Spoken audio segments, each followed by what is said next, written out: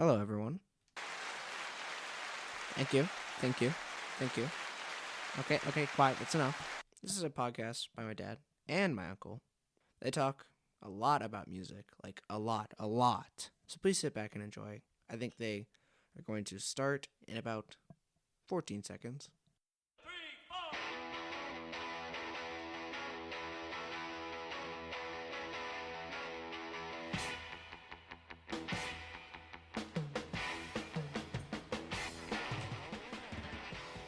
Hi there, welcome to another episode of BG's Broken Records. Sitting here, my name is Bob, I'm Gare. and we are coming to you live again, just like we did last week for episode number 16. Even though we recorded, slice some stuff out, take the coughs out, the ums, then we post it up on, wait a minute, that's right, we're on Apple now, and Spotify. That's right. Hot diggity dog. So, Listen to those metrics. send us off to people who have iPhones. Spread the word. BG's Broken Records. We're getting a lot of positive feedback. We've had 400 plays on all our podcasts. You help us and we think you're helping us, you get a t-shirt. Everybody gets a t-shirt, Bob. You said last week we had T-shirts. I know, we got to make them first, but if you help us, we'll help you. Okay, who's paying for those T-shirts? All right, people, here we go. We'll have a sidebar after. So do us a favor. Hit the subscribe button. Hit the follow, whatever it takes.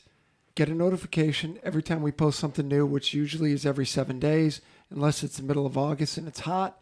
Then we will take a week off, do a couple more episodes, So we'll have a lot of fun with that. Gary, any dumb rock and roll facts for this week? Boy, you put me on the spot. Dumb rock and roll facts for this week. Okay, I've got one for you. You ready? You go and I'll think of one. No. This is a part of a conversation. So Saturday, a week ago Saturday, I'm at a party. Roger that. And I'm talking to a guy that I know who is, I'm guessing he's 9 years younger than me, but I'm guessing 10. For him, Pearl Jam is the band. Okay. Okay. And Tim and I have great conversations. But there's an age thing there. Mm-hmm. Where when Pat gave me 10 by Pearl Jam, Which is a great album. phenomenal album. Great album. And I told Tim that. I was 25. He was probably 15. Those are big differences. Sure. Oh, yeah. So all of a sudden, Tim looks at me and he said, "Give me your 5 Desert Island albums." Seriously, I froze. Totally. I froze. Ogden's Nut Gone Flakes, Small Faces. He looked at me and goes, "Come on." And I'm like, well, that is one of them.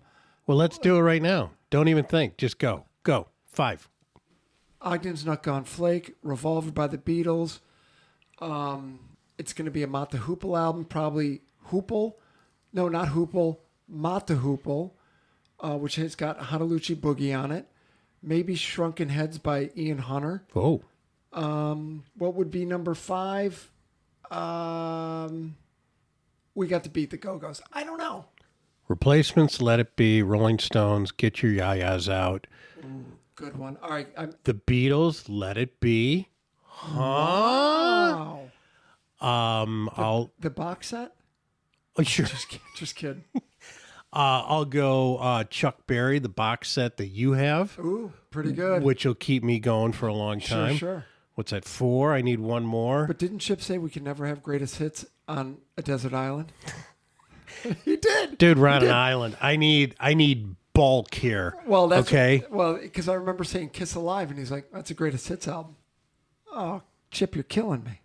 Okay. And then I'll just say, since you said Kiss, because it all goes back to Kiss, Kiss Destroyer. Just Good album. Okay. Good album. And I dig Love Gun, so I'm going to take Go-Go's out and put the Love Gun in there. Thank you. Yeah. Okay, you're welcome. I was just running. Respect for the Go, but No, I was just kidding about the Go-Go's. I was just running out of time. So everybody out there knows that I get Record Collector Magazine.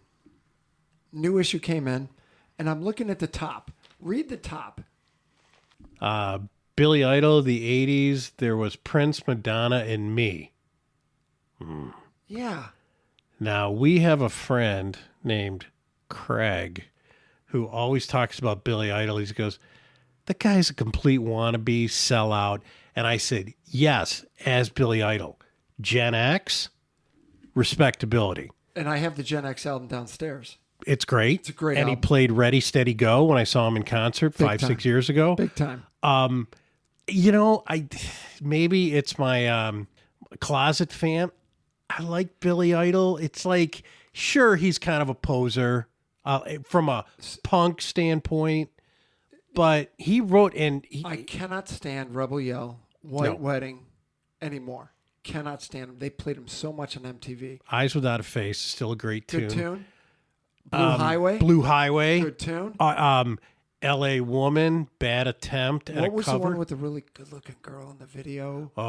Come on, help me out here. Lover, something with Lover in it. Lover, Cradle Lover. of Love. Cradle of Love. That's a good tune. That's not a bad tune. That's a good tune. Right. Oh, that's when he had the motorcycle accident. Correct. Because he was couldn't- never in it. Right. Not that he smoked crack and almost lost his leg in a motorcycle. I don't know if he was doing them together, but hey, everybody makes mistakes, right? Look, I used to ride motorcycles. I wouldn't smoke crack and ride motorcycles. Someone related to me still laughs. He's a little younger than us, maybe my son, of the ride motorcycles all over Chicago with no helmets. Oh, I told somebody that. We could have been pancakes. Right. And But here- how much fun was that? And here's Billy Idol, touring the UK with television in Toya. Toya, you know Toya? Robert, have you seen that Robert Fripp and Toya? The Sundays with where he just plays guitar. And she puts tape over her her butt. bosoms. Oh, yeah. And he puts a little face.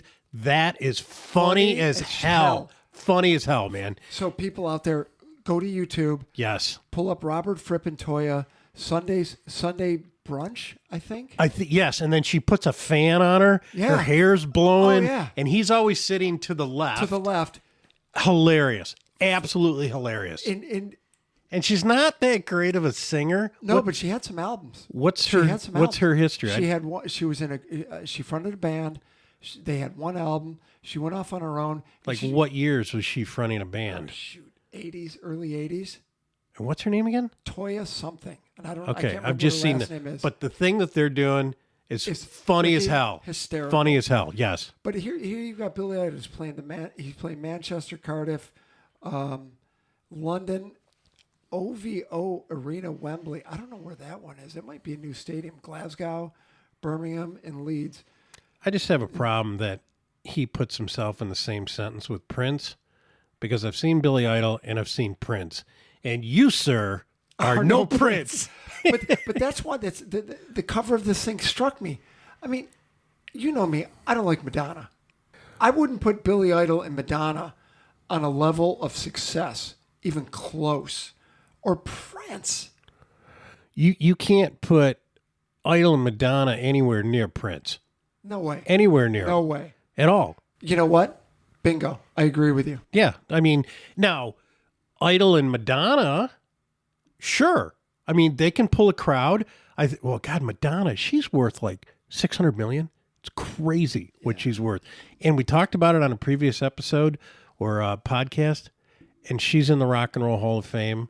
Shouldn't we change that name to the Music Hall of Fame? They should just close the doors. They should. They should close the doors and put nobody else in.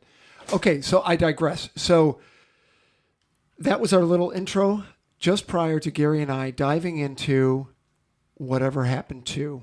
That's this episode. Gary's got two. I've got two. Now, if you like listening to what's that young girl's name who fought Spotify? Taylor Swift. If you like Taylor Swift, turn the podcast off right now. Because people, these guys are old people that we're talking about. But you've heard their music, and the question is kind of, where are they now? These are people who did drugs, okay? We're talking smack, PCP, cocaine, real men, okay? Dumb asses. Right, correct. Idiots. Okay, Gare, you go first. Okay, what happened to, you ask, Bob? How about what happened to Sylvester Stewart? Who's that, Gare? Sly Stone. Still alive. He's 79. which is unbelievable. What he did for rock and roll was unbelievable. And I love this statement from AllMusic.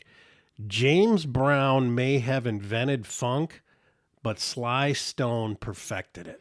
He took rock and funk and R&B, Yes. put it in a blender, and gave it to us. And it was fantastic. Well, I was telling Bob kind of off air, we were talking from 1967 to 1969, Sly and the Family Stone were on top of the world. And when you look back, and they mentioned this in the article, he was cutting edge because not only, so he's a black guy with black members, he had white members in his band. And in 1967, Big deal. that was a huge deal. And later on, which I don't need to go too deep into it, but other members who were of color wanted him to get rid of the white members. The Black Panthers contacted Sly and said, get rid of the white people. That's how big of a deal it was back then. Oh, yeah. Well, what about the Allman Brothers? They're out J-Mo. touring, and they people are like, you can't eat here because of him. Well, he's our brother. He's our drummer. Right, Well, right. You can't come in with him. Unreal. And so to just kind of do a quick thing on Sly, child prodigy at age 7, the kid could play anything. Piano. He was a genius when it came to picking up an instrument and playing guitar, bass, drums, piano. Unbelievable. But as we all know, and we were kind of joking earlier, it's drug use. It's drug use that just robs some of the most creative people, not to get off on a tangent or digress. So you've got Sly, Brian Wilson, Sid Barrett, Peter Green, and what do they all have in common? LSD, acid, mescaline. These guys, they say in these articles, you can just see instantly right after taking too much acid, too much LSD, it changed him forever, made him paranoid. Sid Barrett from Floyd lived with his mom till the day, from the 70s till the day he died.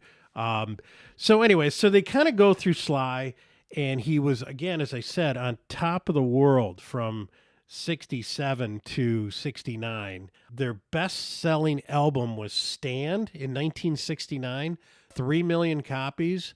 But after that, it was pretty much downhill. Got into the 70s, drug use, erratic behavior, Not showing up for gigs, not showing up for TV shows. I think he didn't show up for Letterman a couple times. Really? Yep. Well, they stopped booking him. He made a couple appearances here and there. I want to say he was on like the Grammys. Painful to watch, probably 10 years ago. But here's the big kicker. So late 2000s, one of the news shows caught up with Sly, living in a van in front of Down by the river. which it should have been. But he was living in an old Dodge camper van right out in front of one of his buddies' houses in L.A., like at Compton or something like that. Had an extension cord running out to the van. He opened up the doors. They talked to him again, whacked. And on top of it, with Sly, his big thing was cocaine and PCP. Speed kills, okay? Cocaine. To quote Dan Aykroyd in Trading Places, it's PCP, angel dust, and I don't even know where that's from. Well, as we all know, cocaine will just fry your brain. But here's the kicker for Sly. So that was late 2000s. So in 2010, the singer revealed that he had not received any royalty payments between 1989 and 2009. The typical rock and roll story. His managers, 2 of them, ripped him off blind. Yep. Well, guess what? He sued and received $5 million in 2015. Good for him. And those contracts, I'm telling you. You mean when Bo Diddley, Little Richard, Chuck Berry They all got screwed. Screwed. But even the bands in the 60s got screwed. Like, Don Arden, who was Sharon Osbourne's dad, he screwed the Animals. He screwed the Stones. He screwed Totally. the Small Faces. Yep. I mean, the guy, they But these guys didn't know. They thought rock and roll was a fleeting thing. Let's take as much money as we can get from the inception. Rock and roll is going to die in about 3 years. I mean, Ringo thought he was going to start being a barber in 1966. We'll probably do this for 2 years, and then I'll go to hair school. The best was Charlie Watts, who was in another band, got invited to be in the Stones, and they're like, "What'd you think about that?" And he goes, "Well, I thought it was kind of cool, and I thought this was probably going to last maybe 3 months, and then I'd have to go find another band." Rest in peace, Charles. Again, this story of Sly, and I liked that. Not too much on what he's doing now.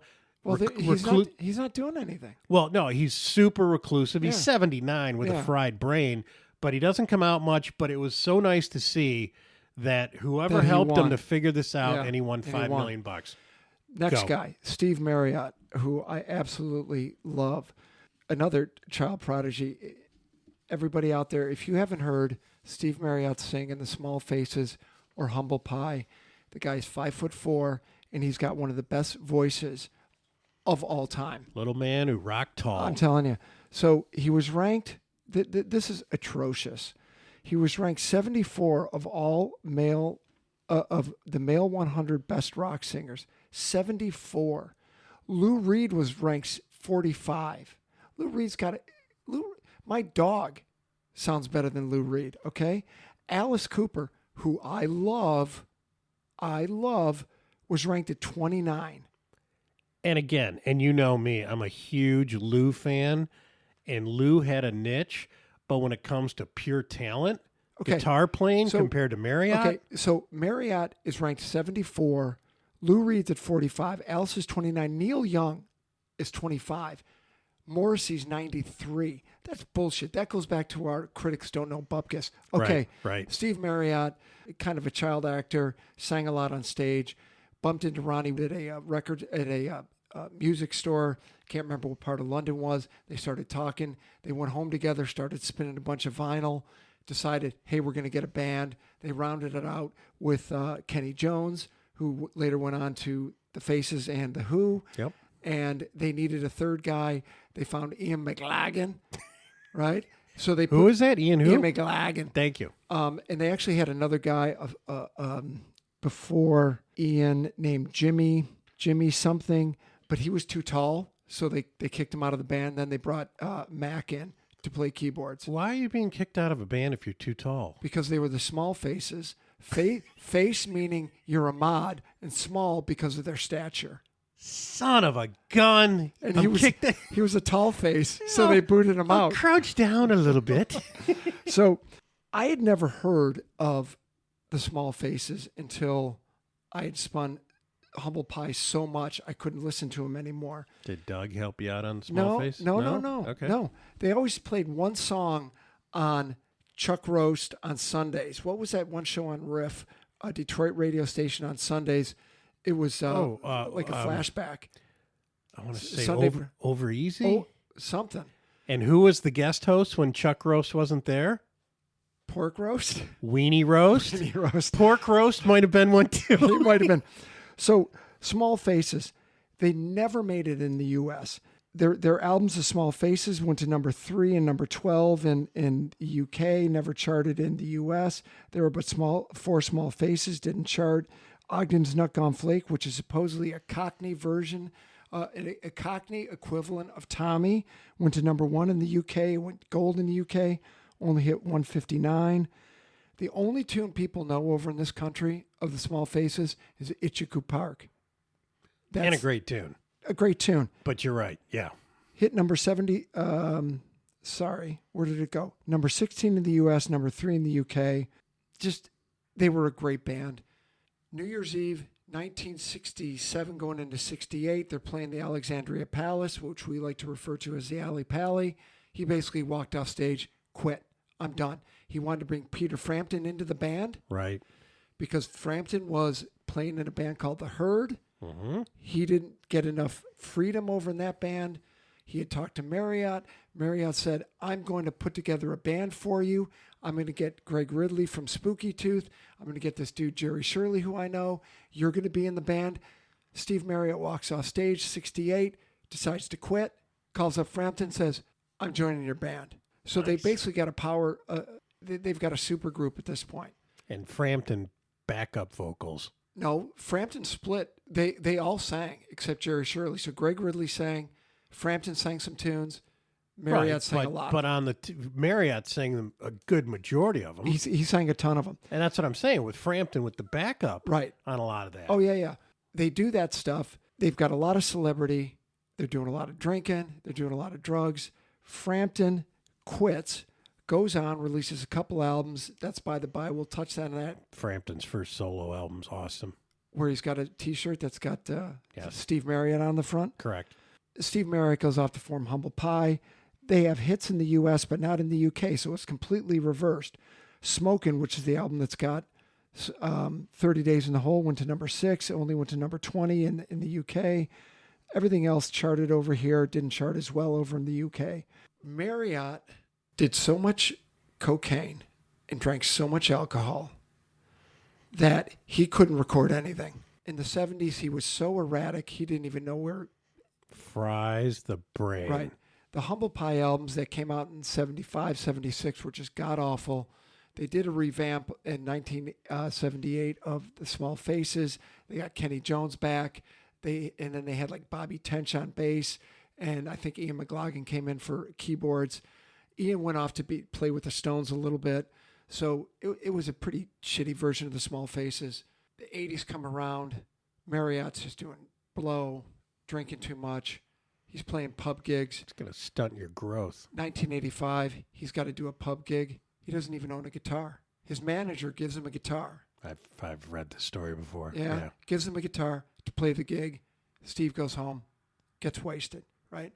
1991, he gets together with Frampton. They recorded 2 songs. I actually have them on CD downstairs somewhere. They're going to do some stuff together. Frampton wasn't really back yet. Mm-hmm. Marriott needs the help in a big way. Needs the dough, man. They record 2 tunes. Frampton gets on a plane, boogies back to the U.S. Marriott goes down to the pub, the local, gets frickin' drunk off his ass, comes home to a little cottage, goes up into his bedroom, lights a smoke, goes to sleep, drops the cigarette on his bed. Whoops. Place goes up in flames. He's got 2 doors to go out. One is a closet, one is life. He chose the wrong door. Marriott. I'm telling you. Brutal. Terrible. Okay, give me another one, Gare. So here's why I love doing this with my good friend Bob. So kind of delving in, we all know so many of the tragic stories from rock, and I wanted to go find one that I didn't know about. And I found it in a guy by the name of Danny Kerwin, who was with Fleetwood Mac from 68 to 72. Never heard of this cat, okay? Started playing guitar at 15, influenced by Hendrix, Eric Clapton. And What year did he join?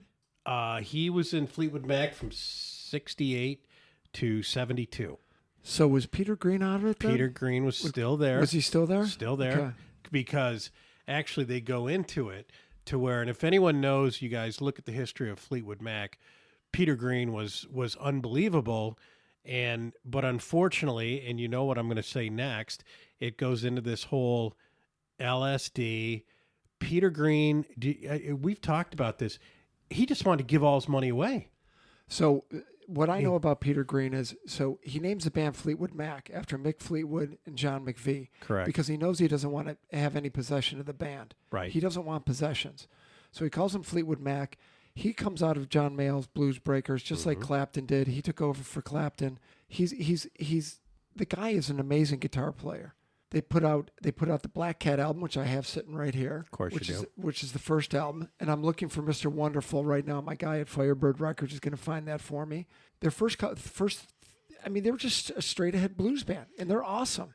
Well, and it's funny. That's going to be so Mick Fleetwood, and here he is describing some of the early Fleetwood Mac after Danny Kerwin joined, and he goes, "We never wanted to be a pure blues band like, say, John Mayall." He goes, "We wanted to rock like Hendrix and Cream." And I love this statement. This is, quote, Mick Fleetwood. "We were a funny, vulgar, drunken, vaudeville blues band from 67 to 70. That's pretty descriptive. Now, that's some funny stuff. Actually, throwing in the word vaudeville Vaudeville. just kind of brings the whole thing home. And he goes, But that Black Cat album, I mean, it's straight up blues. It is just hardcore blues. But Mick went on to say, he goes, after the statement I just made, he goes, we were there to not only please the audience, we were there to amuse ourselves. This Danny Kirwan was a phenomenal guitar player. Peter Green, phenomenal. And they go into where he absolutely worshipped Peter Green and wanted to get his approval, where Peter Green was like, hey, man, just figure it out on your own. Then the LSD, which changed Peter Green and Danny Kirwan, became paranoid, quiet, had to get to gigs an hour before, and if he didn't, he'd freak out. There was an incident, which it was back in March of 70, is when Danny Irwin had a bad reaction to LSD. And then it was a downhill from there, started breaking guitars, smashing his head against the wall and all this. And Mick Fleetwood even said, he was just a good guy. He was a quiet guy, great guitarist, but we couldn't have him in the band anymore. Oh, yeah, because you can't have that type of influence in there. Well, and this is what started his downhill trajectory. So did he go to any other band after Fleetwood Mac? No. Nothing. He bumped around. He did a couple solo projects, pretty much 80s, 90s, into the 2000s, homeless, living in shelters in London. Yeah. And all over. And they would find him once in a while. And his sister, and he was not on the street per se. He was in a shelter, and he was doing okay. He had a son that he never really saw. And the sad part is he died at 68 years old in 2018. Since we're talking about Fleetwood Mac, Kirk Hammett from Metallica. Yeah. So he bought Peter Green's old, I think they called it the Green the song, Marilishi. Right. It's the one he recorded that tune with. Okay. It's a Green Les Paul. He paid $2 million for it. Then he got the opportunity to take it to Peter Green. Really? Right. So you're thinking, okay, I'm a huge Peter Green fan. I just spent $2 million. I can see where this is going already. He pulls it out of the case, holds it up to Peter Green. Peter Green looks at it. Yeah, okay. Shrugged his shoulders, and he's like, uh-huh. And that was it. Don't do drugs, kids. Okay. For some people, having that guitar and being in front of your favorite Absolutely. guitarist is the Can you apex give me a little something? just a pat on the forehead or something? Right. Peter Green. Yeah, okay. Wow. So you hear these stories all the time. What about that drummer from Jim Gordon who played all those gigs with a ton of people? I'll touch on him in another podcast. But I like how the Brits put it. You weren't a drunk. You were lost in drink. I like that. That is pretty That's good. Mick Fleetwood. He got lost in drink and a drug wasteland, but lost in drink. That's a good one. I think that in a twisted way, I think that's a very poetic way to say it. Yeah, sure. It's a lot more polite than saying the guy was a flipping loser. Right. Alcoholic. But you know what though? It goes back to, chemicals in your body and your genetics and Absolutely. how can some person be able to drink a fifth of vodka and not be a drunk and have their liver blow out, and another person drinks one cocktail and they're an alcoholic? It's all genetics. Or someone who never smokes and dies of lung cancer. Well, I know that guy. Oh yeah. Yeah. Oh, that was a drag. Oh, still bugs me. People, it's been 30 minutes, and I know you've walked your dog around the block 6 times. And washed 2 cars. And washed 2 cars. Put the Hall & Oates away. This has been a good one. I like it. This has been great. Absolutely. Keep sending in the emails. Somebody sent a note about an album by one of my favorite bands that came out in 1979 and how he thinks we're in a current economic state that matches 1979. And I'll tell you about it next week on our next podcast. So you got to tune in. My name is Bob. I'm Gare. And this is BG's Broken Record. And we are out of here. See ya. Thanks.